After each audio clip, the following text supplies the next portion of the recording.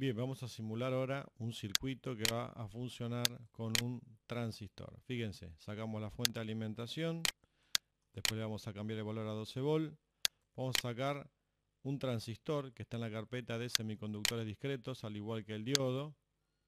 Acá tenemos los diferentes transistores que existen en la realidad, digamos, ¿no? Tanto de juntura como los de efecto de campo. Nosotros vamos a usar un transistor NPN. Y vamos a sacar además resistores como para limitar la corriente en la base del transistor.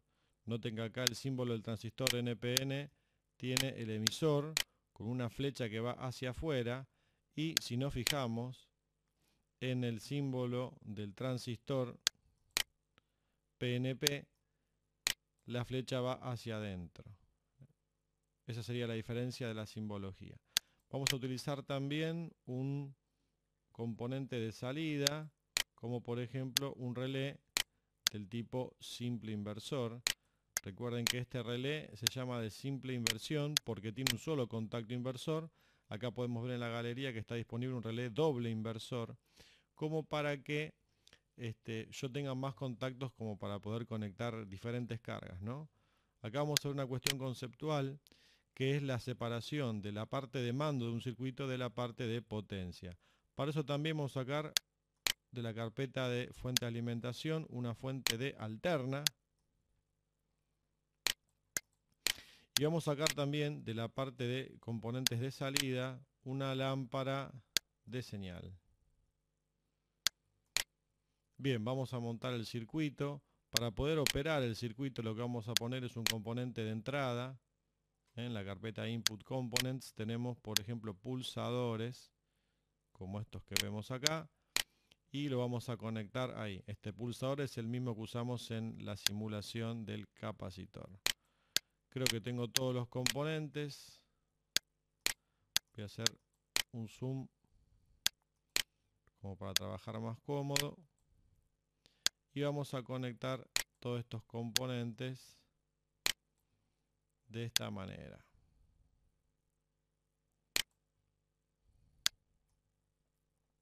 Bien, hasta ahí es el circuito de control. Es la parte de mando del circuito. Con este circuito yo lo que voy a hacer es hacer conmutar al transistor que va a manejar la corriente suficiente para poder operar a la bobina del relé. Vamos a cambiar esta tensión a 12 volt.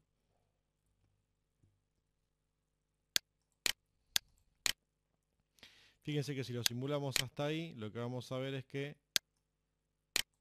noten que el contacto del relé conmuta, es decir, el transistor está haciendo el trabajo de llave que alimenta a la bobina del relé.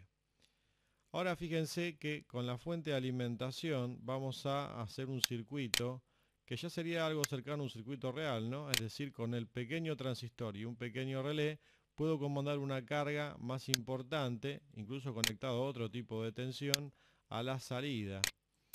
Simulemos, por ejemplo, que esta tensión es de 220 volt y que tiene una frecuencia, de 50 Hz.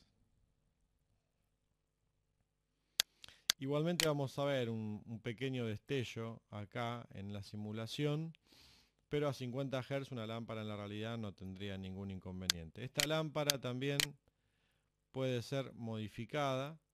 Acá están las tensiones y corrientes de consumo de la lámpara. Vamos a ponerle esto de 240 volt. Y fíjense que ahora, al simular, lo que vamos a ver es que esa lámpara se enciende. Noten lo del destello, en la realidad eso no sucedería. ¿Qué es conceptualmente lo que estoy viendo?